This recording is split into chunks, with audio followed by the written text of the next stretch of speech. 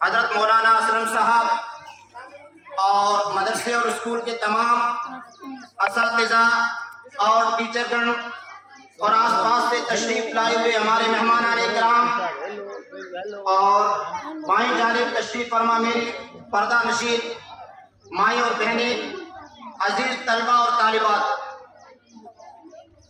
प्यारे बच्चों, हम इस हिंदुस्तान के अंदर 2 दिन विशेष तौर पर मनाते हैं। एक स्वतंत्रता दिवस और एक गणतंत्र दिवस।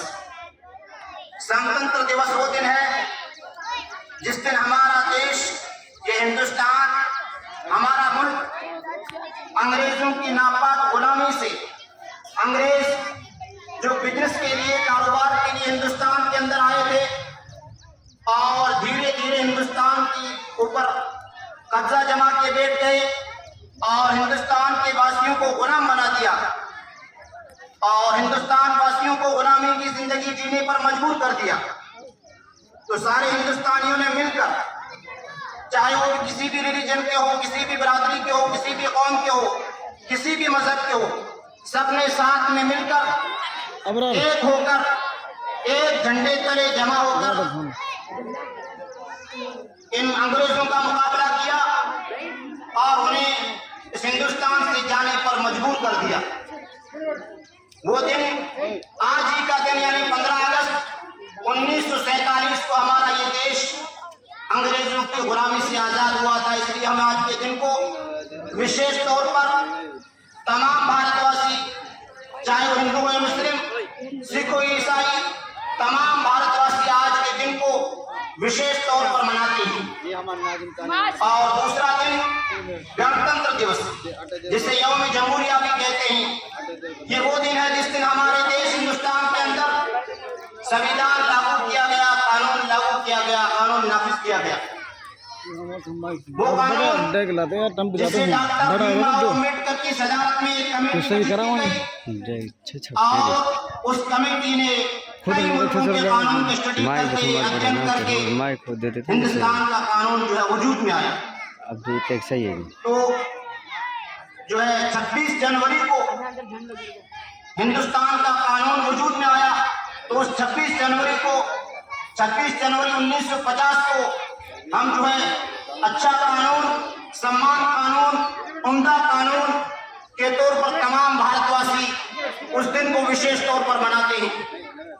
चाहे वो भी किसी भी रिलीजन से हो, किसी भी मजहब का हो, किसी भी धर्म का हो, वो उस दिन को अच्छे कानून, उम्दा कानून के तौर पर मनाते हैं, जिसमें तमाम भारतवासियों को सभी तरह की आज़ादी दी गई है।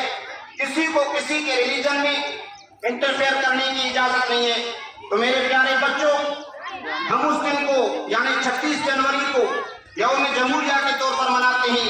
और आज के दिन यानी स्वतंत्रता दिवस, यौम आज़ादी, 15 अगस्त जो हम देश को आज़ाद हुआ था, उस लिहाज से हम उस दिन को मनाते हैं। तो मेरे प्यारे बच्चों, आज हम सबके लिए इंतहाई खुशी का दिन है। यानी इस दिन 15 अगस्त 1947 को हमारा मुल्क, हमारे अकाबिर, हमारे बुजुर्गों, हमारे सूरवीरों, जंग आज़ादी के मुजाहिदों की इंतहाई कोशिश के बाद, जद्दोजहद के बाद, बलिदान के बाद हिंदुस्तान आज़ाद हुआ।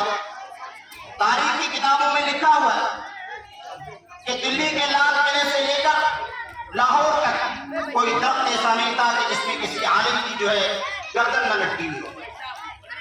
तो हमारे लिए जरूरी है कि आज़ादी के जश्न में हम अपने अकाबिर को, अपने बुजुर्गों को, उलमाए किराम को याद रखें। ये वही आज़ादी का दिन है जिसको हासिल करने के लिए हमने इंतहाई मुश्किलात का सामना किया, मुसीबतों का सामना किया। ये वही आज़ादी का दिन है जिसको हासिल करने के लिए गांधी जी की जिंदगी को दोबर कर दिया गया और उन्हें भूखा प्यासा रहना पड़ा। ये वही आज़ादी का दिन है जिसके लिए अशफाकुल्लाह खान को फांसी पर लटकाया गया। ये वही आज़ादी का दिन है जिसके लिए मौलाना हुसैन अहमद मदनी को जो है जेल में डाला गया।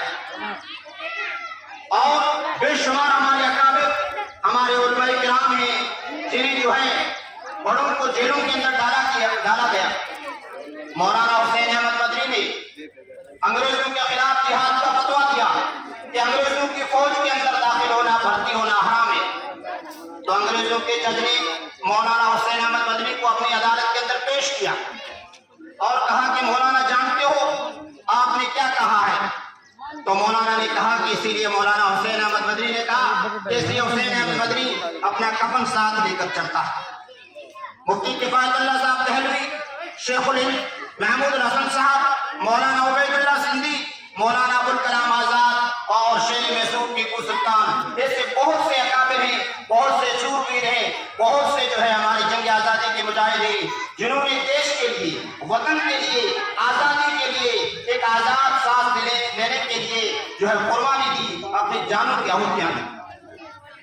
भगत सिंह को जब प्यारे जो बच्चों, भगत सिंह को जब फांसी के फंदे पर लटकाया गया तो उन्होंने कहा था अब भी जिसका खून न खोले वो खून नहीं पानी है, अब भी जिसका खून न खोले वो खून नहीं पानी है, जो जवानी देश के काम न आई वो जवानी नहीं, वो बेकार जवानी है।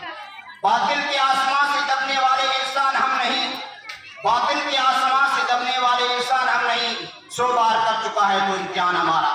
और दो अशआर, आज की जो परिस्थिति है, वर्तमान में जिस तरह का जो है माहौल बनाया जा रहा है उनके लिए, लश्कर भी तुम्हारा है, सरदार भी तुम्हारा है, लश्कर भी तुम्हारा है, सरदार भी तुम्हारा है, तुम झूठ को सच लिखो अखबार भी तुम्हारा है। खून मजलूम अब ज्यादा बहने वाला नहीं, खून मजलूम अब और बहने वाला नहीं, जोर अब और चलने वाला नहीं।